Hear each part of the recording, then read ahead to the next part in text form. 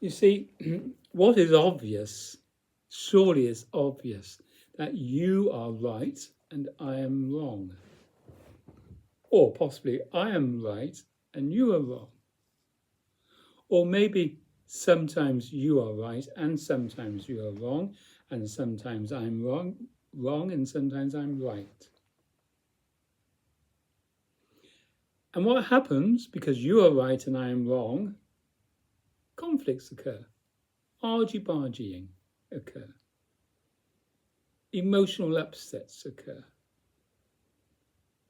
It can be very pathetic and it can be very minor, but then again it can be on a huge scale where we have war with nations against nations.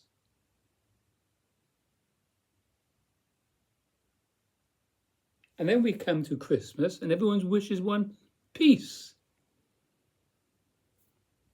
Do you think Putin is wishing his friends and neighbours peace? Some of them. And all the presidents and all the prime ministers and all the queens and all the kings and all the dignitaries and all the councillors and all the politicians and all the dignitaries, etc. They all have points of view. It's very difficult to allow someone's point of view to dominate, especially when it's a serious matter, or especially when it touches a nerve. And many of these people claim to be religious, or they go to church, or they have a particular religion that they follow. But what is their religion telling them? Majority of religions, well, all religions really, are man-made. They're there just to please man. It's a social necessity to keep us in place, to keep us in order, hopefully. It doesn't, does it?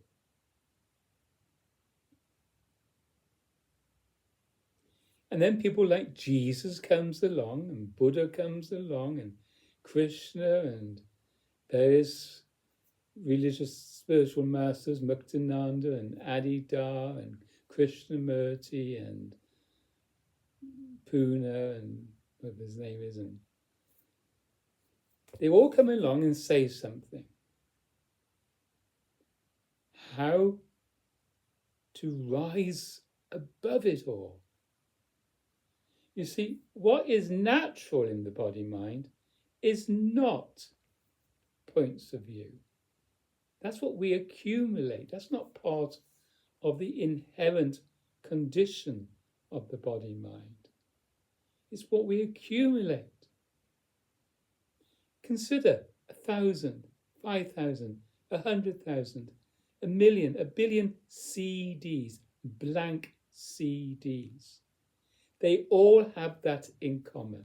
They're blank. Nothing on them. That's their natural state. Nothing on them. Nothing. A blank slate.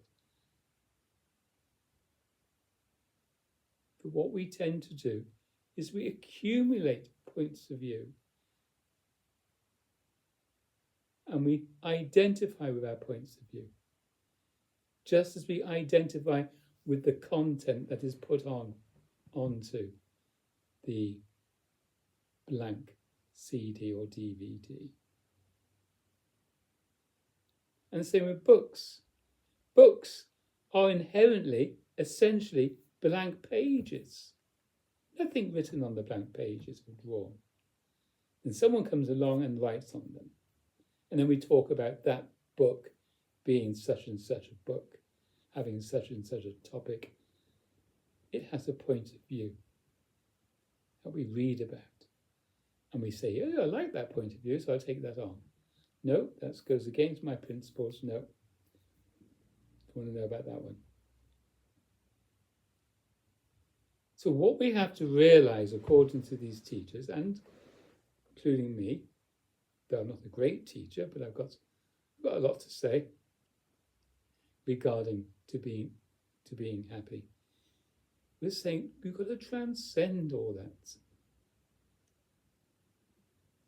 We've got to transcend our separative points of view. It's not necessarily nonsense. It's not necessarily wrong to have a point of view.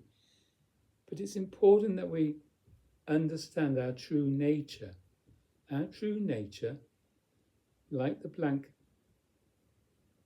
CDs or DVDs, is of divine ignorance.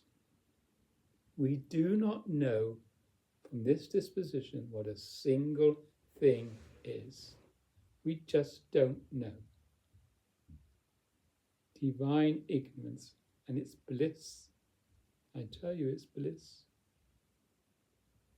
It's nirvana. It's heaven on earth. It's inherent happiness. It's prior to points of view. It's prior to knowledge. It's prior to action. It's prior to getting up in the morning. It's prior to going to bed at night. It's prior to whatever happens during the day.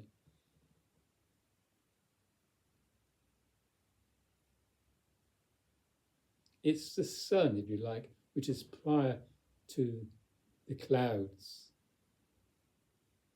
So we're taught by these masters, these realizers, that we have to transcend ourselves. We have to find that place. It's not within the body, it is the body-mind. It's a disposition.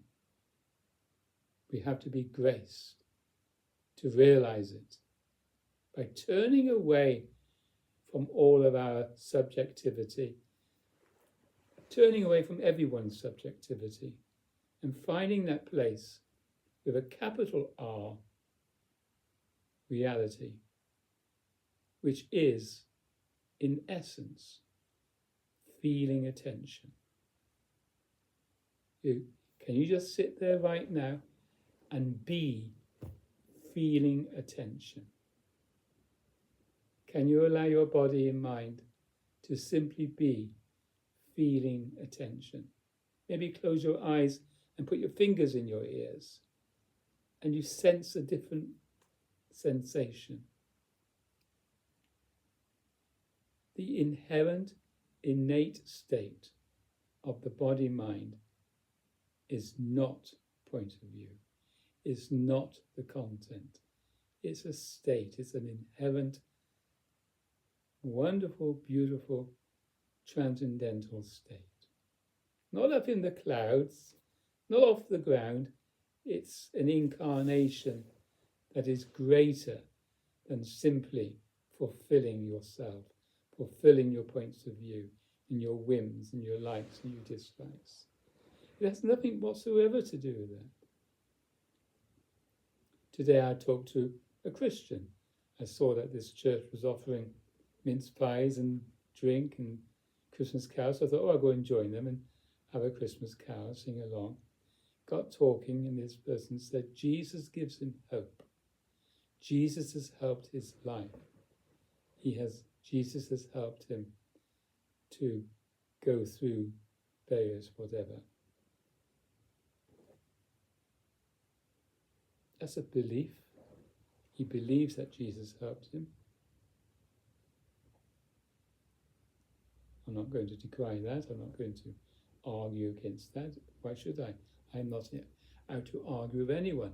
I'm out to simply help someone, if they wish to listen, to find that transcendental place where we can be just simply happy with one another, rested with one another, at peace with one another, without any desire to attack, without any desire to dominate, without any desire to be arrogant. So I simply listened to him. He asked me a couple of questions, so I answered. I said, well, Jesus, for me, came into this world to move us out of this first birth stuff, to move us out of that into the second birth stuff. The state of the spirit, I said to him,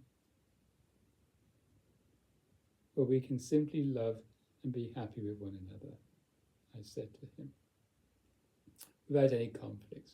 Yes, we have to function. Yes, we have to take responsibility for paying our bills and all that business and earning sufficient money. But we mustn't be bogged down by it all for the sake of loving one another. That's what he came to teach. To love me first, he said. And for me, Jesus is a state, a disposition, not necessarily a person.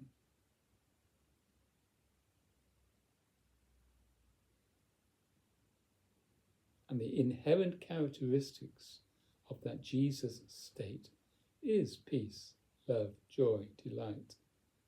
And the body-mind then is transformed and it becomes full of energy, because we're forgetting all that stuff that creates tightness and stress and tension amongst us all.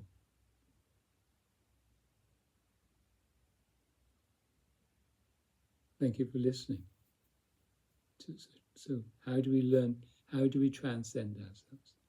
By falling in love. Falling out of love with this, falling into love with the open hand disposition, which is our true state.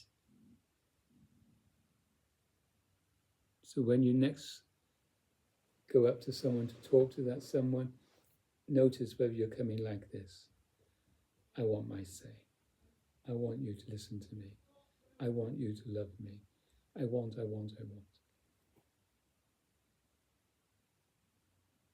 Or are you simply coming and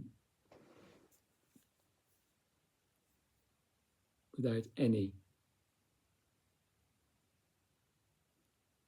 sense of wanting your way? No arrogancy. Thank you for listening. Or should I say no arrogance?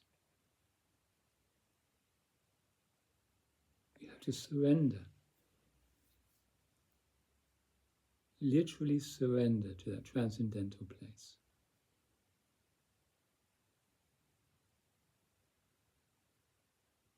Thank you. And then we can serve one another without any egoic intention.